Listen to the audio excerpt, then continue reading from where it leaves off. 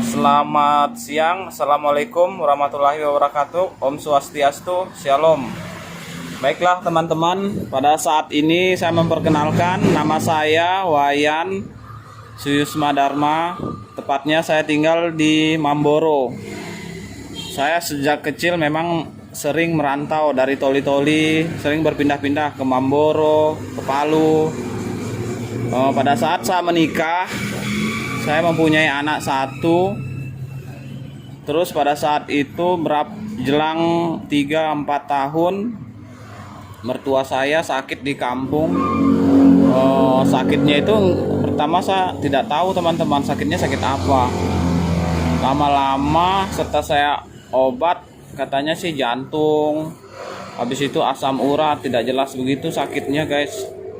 Habis itu pas lama-lama malah bengkak kakinya, tangannya semua bengkak kayak kaki gajah begitu. Terus saya tidak sadari bahwa ternyata itu sakitnya ginjal teman-teman. Sakit ginjal. Terus sakit ginjal itu terus saya obati pakai obat alternatif kayak ramuan apa namanya, daun kelor, ramuan, pokoknya daun-daunan lah, tidak mempan. Pas sudah tidak mempan begitu, dengan rasa yang sangat prihatin, semua obat sudah diminum, tidak ada kejelasan sakitnya sakit apa.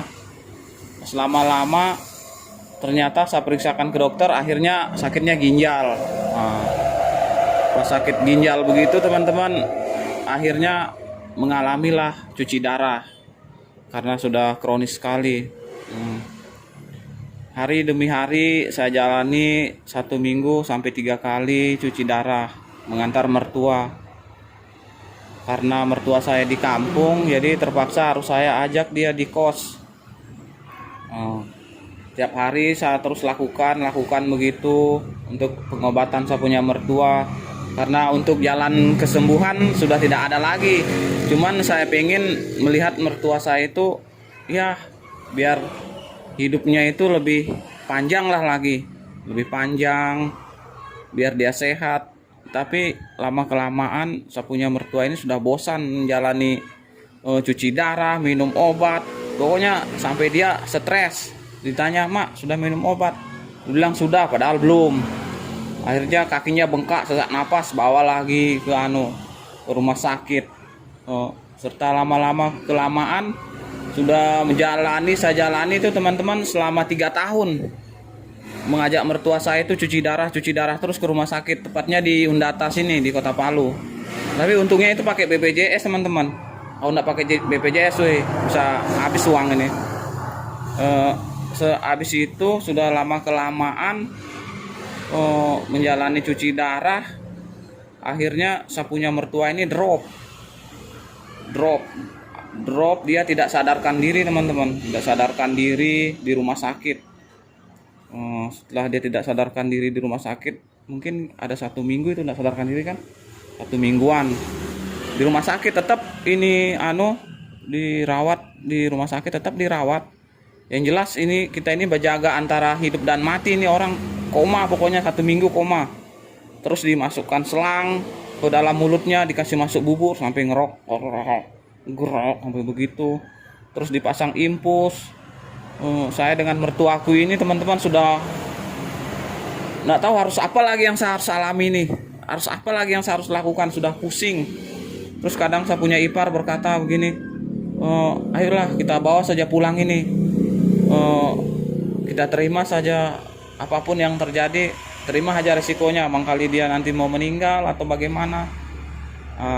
Terus dengan perasaan yang sangat sedih, bercampur aduk pokoknya lah, campur-campur gitu. Terakhir saya minta solusi sama dokter, sama bidan di situ, pokoknya pegawai rumah sakit. Dia bilang, pokoknya ini ibu selagi masih di sini tetap kita akan rawat, tetap kita akan jaga. Tergantung lagi permintaan dari si keluarga. Kalau keluarga mau ajak pulang, kami tidak bisa berbuat apa-apa. Iya. Disinilah mulai awal ceritanya ini teman-teman. Kejadian yang sangat, ya sangat-sangat mistis lah yang saya alami. Di satu sisi saya punya istri hamil, terus habis itu ini orang mertua saya boleh dibilang sudah sekarat nih teman-teman. Tahulah kalau kita bawa orang sakit pulang kampung itu kayak gimana kan? Kemungkinan banyak yang terjadi hal-hal yang tidak kita inginkan. Ya, yang secara boleh dibilang secara kasat mata itu pasti kalau kita bawa orang sakit pasti ada yang datang lah kayak gitu menengok.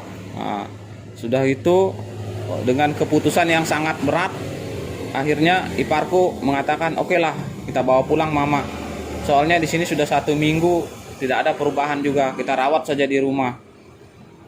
Sudah kita rawat di rumah, akhirnya pas tepatnya sore-sore jam 4 jam 5 itu ambulan berangkat.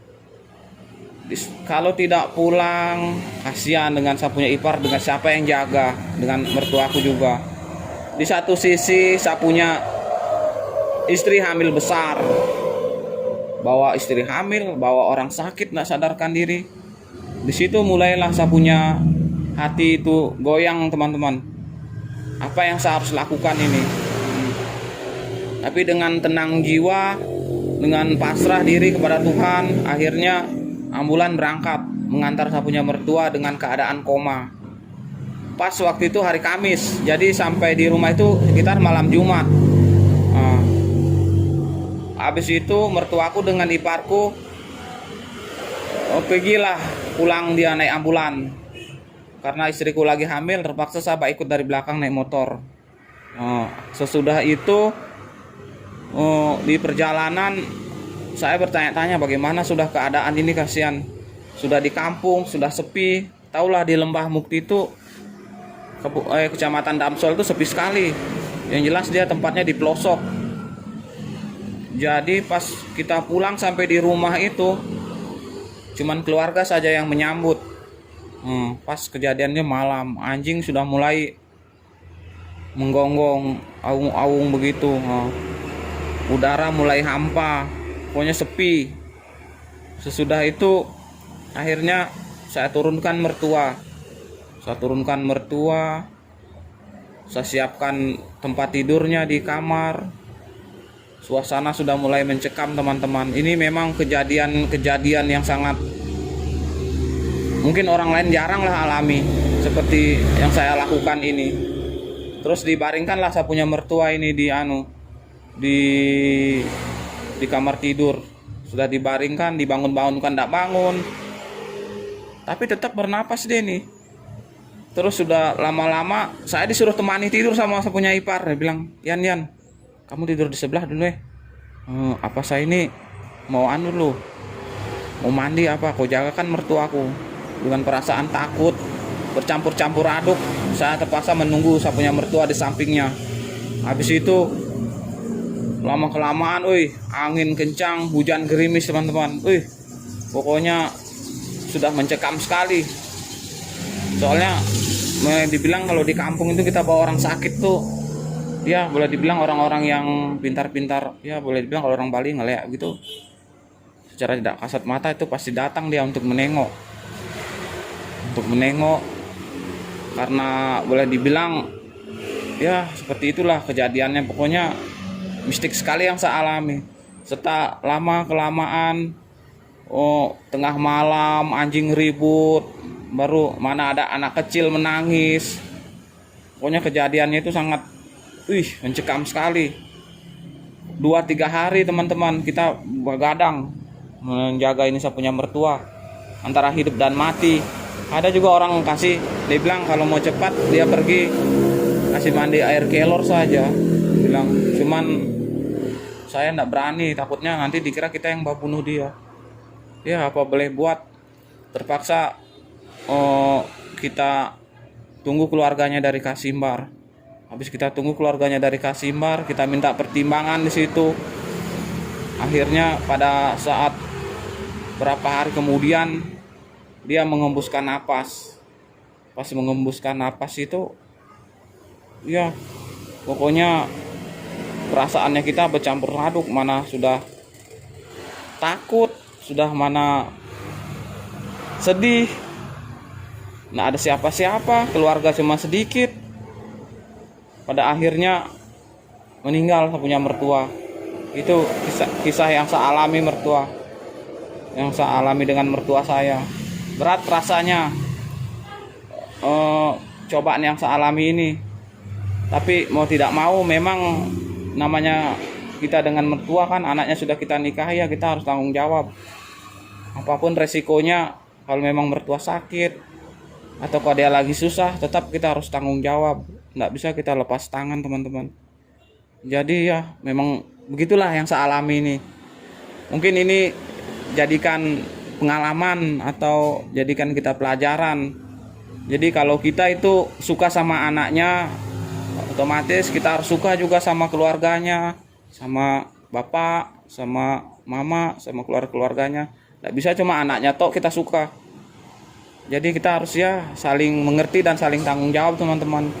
Ya begitulah kisah hidup saya, teman-teman, selama saya merantau di Mamboro, harus ke Pantai Barat, sana kemari.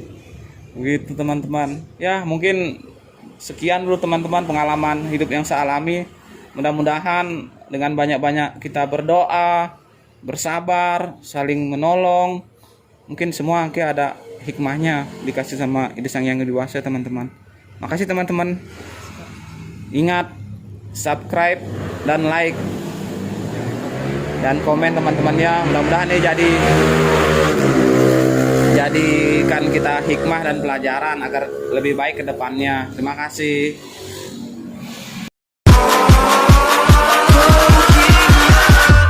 Catch 'em all.